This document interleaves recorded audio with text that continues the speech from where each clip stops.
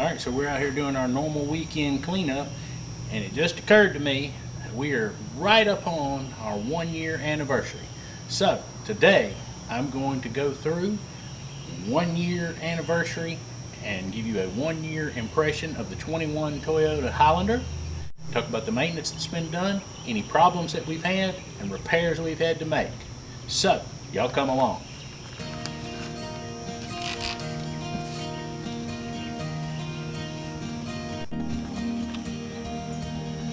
Alright, so almost without exception, we have had almost no issues with the 21 Highlander. We had a couple of hiccups, very minor, and I'll go into those in a few minutes.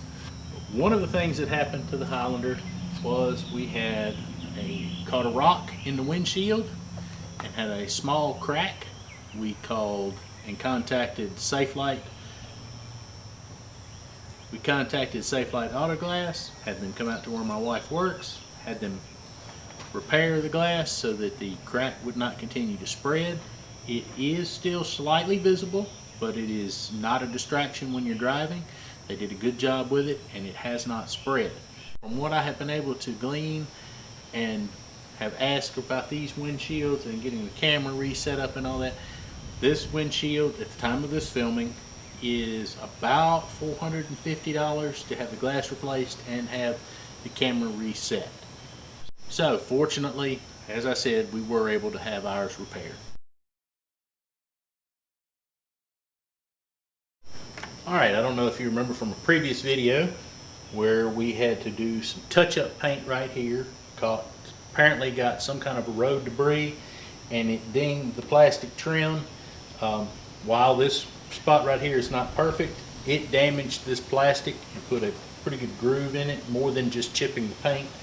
But it is the paint. The touch-up paint has been on there for several months and has not come off and is still protecting the area. I need to go a little further and do some color sanding and to get this area a little smoother and to make it look a little bit nicer.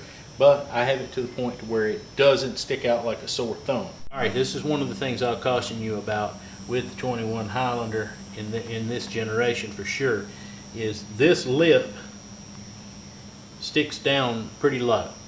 And when you're sitting in the driver's seat, it is hard to judge where this lip is when you're approaching a tall curve.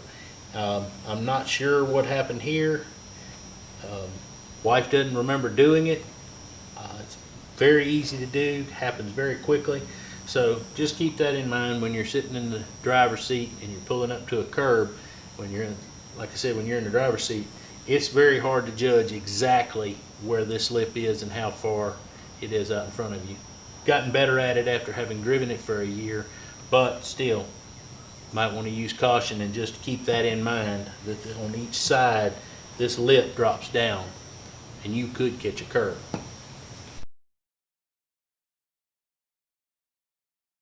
I wanted to talk to you about two anomalies that we had.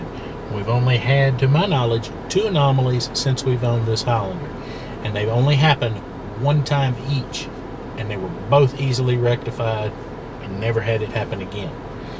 While we were on our road trip, the 5,000-mile road trip at the end of July, 1st of August of 21, while we were on that trip, we came out to leave for the day, and I put it into reverse, and for some reason the park brake didn't release. I pulled it to neutral, pulled it to drive, still park brake did not release. I was like, this is weird. So I re-engaged it into park, sat there for a minute, checked everything, put it into reverse again, park brake released. It's only done that one time. Recently, within the last 2 weeks, probably within the last week, when I went to attach my phone, because I wanted to listen to some music on my Spotify app, I plugged my phone in. It booted, did what it always does, connects to the CarPlay app, and I could see that the music was on and playing. It showed on my screen, but I had no volume control. Checked my phone, checked all the different controls.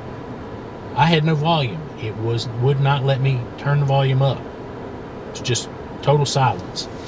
So, very simply, unplugged the phone, let everything disconnect, reconnected the phone, everything went back to working, and like nothing was wrong. That are the only two issues like that I've had, and they've only happened one time each. And both, like I said, were easily rectified. Just going back, starting over, and everything took back over. What we have to keep in mind sometimes is all of these systems are computer based and are looking for certain things, and if for whatever reason it doesn't see something that it needs to see, it's not going to connect, or something's not going to operate. Sometimes it's just simply a firmware update that needs to be done on the different things, and sometimes it just needs to go back, reboot, start over, and everything goes back and is happy and working normal as it should. Alright, so I wanted to talk to you a little bit about tires and tire maintenance and where we're at on these. These are the tires that came with it. They are the Bridgestone's Alenza brand tires, and we have had zero issues. We have been very fortunate that we have not had any flats, have not had to have any tires repaired. And the tread wear on these tires are still at about 9 to 10/32 of an inch. We have kept them rotated through the program and the maintenance program that came with the vehicle.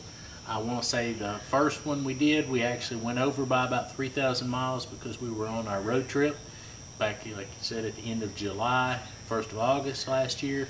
So we went over a little bit, not a real big deal. But these tires are holding up well. I should be able to easily get 40,000 miles out of these tires. And like I said, so far, so good. Everything's holding up.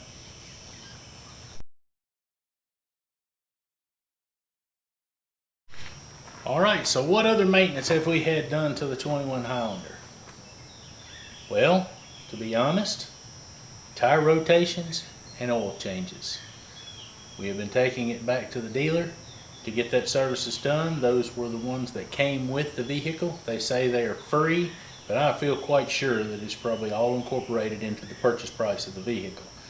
But you're already paying for it, so to speak, so you might as well take advantage of it. So first oil change I did on the vehicle before we went on our 5,000 mile road trip, and all I did was drain and refill the crankcase. When we returned from that trip, shortly thereafter we returned from that trip, we carried the vehicle in and had the dealer change the oil and filter once we returned from that 5,000 mile road trip. My wife has carried it in one other time to get the oil changed, and I've carried it in back in March. So the vehicle has 21,000 miles and has had the oil changed approximately 4 times in 1 year. I generally, like I said, I'm not going to change the oil in this thing myself until it's approximately, you put approximately 7,500 miles per oil change from the way we use the vehicle. When we had it changed, it was 18,148. I had it done just before we went on a recent road trip. We went to take my daughter to Universal Studios down in Florida. It was a 1,300 mile trip, so I decided it'd probably be a good idea to go ahead and start that trip with a fresh oil change.